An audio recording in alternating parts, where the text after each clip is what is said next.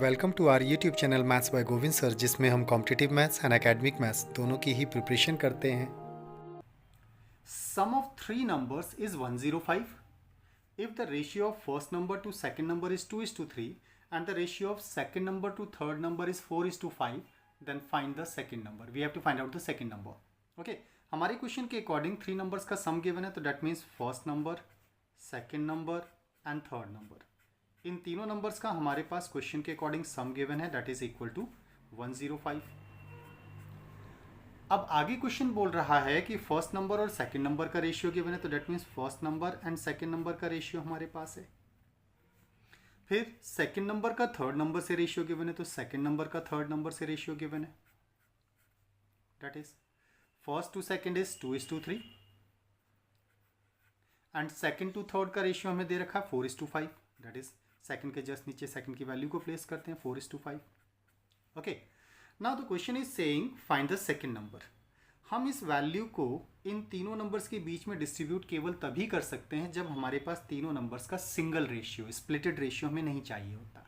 That's why we have to merge these two ratios. तो हमें इन दोनों रेशियोज को मर्ज करना होगा, और मर्ज करने के लिए फिर से हमें क्वेश्चन को कैसे सॉल्व करना होगा।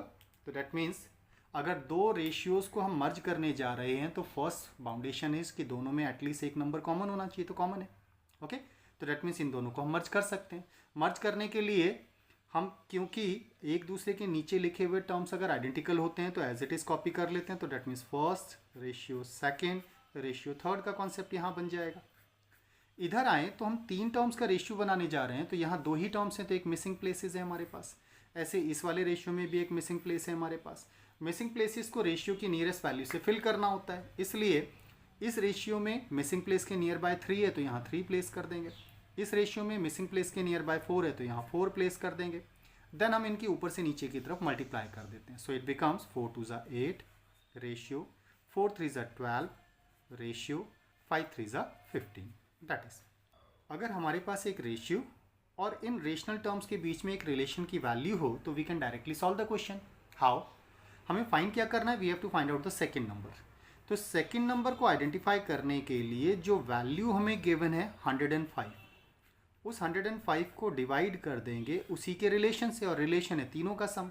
अब इन तीनों का सम कहाँ से लेंगे, तो रेशनल टर्म्स की वैल्यू से उठाते हैं। तो दैट मीन्स तीनों का सम हो जाएगा 8 + 12 + 15 and we have to find out the value of second. तो सेकंड वाले से मल्टीप्लाई करेंगे, तो सेकंड का रेशनल नंबर हमारे पास 12 है, तो 12 से मल्टीप्लाई कर देंगे। So the value becomes 105 divided by 12 8 20 and 15 35 multiplied by 12। 35 से डिवाइड करेंगे तो 3 टाइम्स 105 होता है, 12 3 ज़ा 36। दैट्स वाई सेकेंड नंबर की वैल्यू हमारे लिए हो जाएगी 36 and that is the answer. यही हमारा आंसर हो जाएगा। वीडियो लेक्चर पसंद आने पर चैनल को सब्सक्राइब, लाइक एंड शेयर जरूर करें। साथ ही बेल आइकन को प्रेस करें, जिससे आने वाले वीडियो का नोटिफिकेशन आपको तुरंत मिल पाए। Thank you.